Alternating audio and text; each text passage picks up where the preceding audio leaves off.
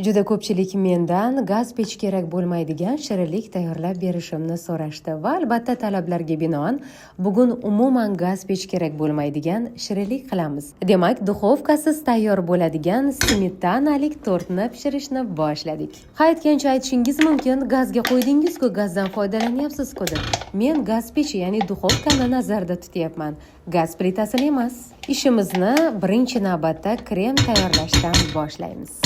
Idish tagiga olov yoqmasdan avval birinchi navbatda 400 gram smetanani solamiz, ortidan esa 2 tuxumni chaqib olamiz.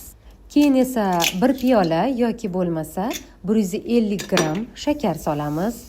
Ortidan kukuruz kraxmali, bu 50 gramni tashkil etishi kerak. 2 osh qoshiq yetadi.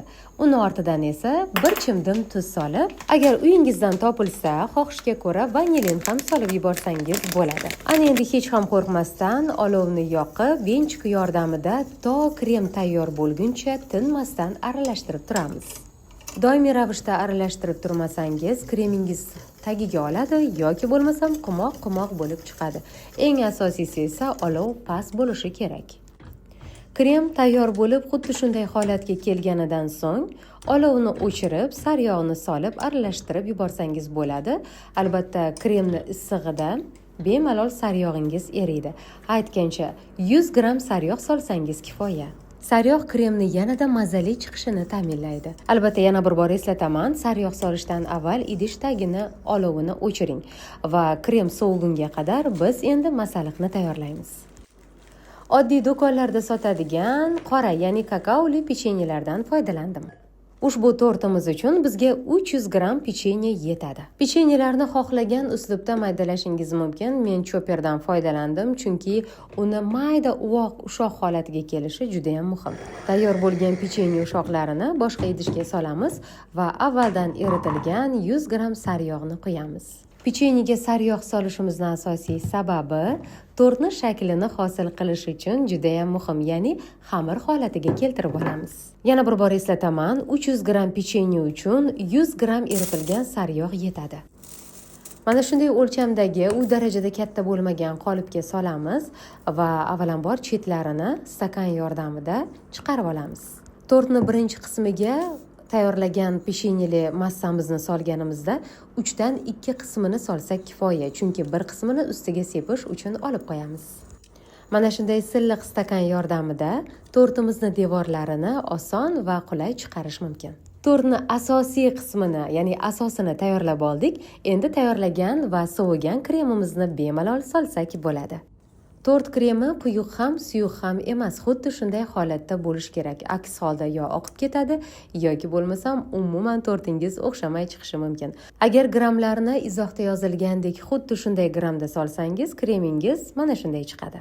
Kremimizni sovib oldik, tekislab oldik. Endi esa bezatishga o'tamiz. Ya'ni olib qo'ygan shu 3 dan 1 qismdagi pechenyeni ustiga sepib chiqamiz. Bu pechenye o'zi emas, ya'ni ko'rganingizdek, unga saryog' ham qo'shilgan, bu yana ham mazali ta'm beradi. Tort ustini o'zidan qolgan ushoqlar bilan bezatdim. Xohlasangiz buni ustiga turli xil mevalarni solib, o'zingizni g'oyangiz va kreativligingiz bilan bezatishingiz mumkin. Va pechenyelarni solib bo'lgandan so'ng yana muhim bir jihati bor. Uni aslo bosib, preslay ko'rmang, chunki ichidagi kremi hali yumshoq, qotmagan.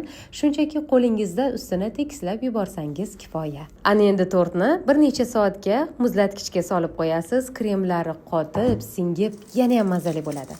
Mana azizlar, duxovka kerak bo'lmaydigan tortimiz tayyor bo'ldi. Endi uni ochish marosimini o'tkazamiz. Eng yoqimli jihatlardan biri. Ko'rinishidan juda ham chiroyli, kesilganda yana ham ko'rkamlashadigan smetanali tortni albatta siz ham tayyorlab ko'ring. Aniq sizga yoqadi. Buni kesilishini qarang. Xolodilnikda, ya'ni muzlatgichda qancha ko'p tursa, u shuncha mazali va shuncha o'zini yaxshi ushlab oladi. Men kechqurun tayyorlab, ertalab muzlatgichdan oldim va u mana shunday go'zal ko'rinishga ega edi. Oq-qora rangi bilan nima dedingiz? Ko'rinishi zo'r-a? Ishonavering, mazasi undan ham zo'r. Ham kattalarga, ham kichiklarga birday yoqadigan, me'daga tegmaydigan, judayam mazali ta'mga ega bo'lgan smetanali tortni qilib ko'ring. Sizga ham, oila a'zolaringizga ham aniq yoqadi. Kesilishini va vilkada olinishini qarang. Rostdan ham zo'r. Ishtahangiz ochildimi? Unda tayyorlab ko'ring. Vaqtingiz ham ko'p ketmaydi, qolaversa oila a'zolaringizga yoqadi. Agar desert sizga manzur kelgan bo'lsa, like va izohlarda fikringizni kutaman va eng asosiysi yerliklarga ulashib qo'yish yodingizdan chiqmasin. Hurmat bilan, Qunduzxon Abdullayeva.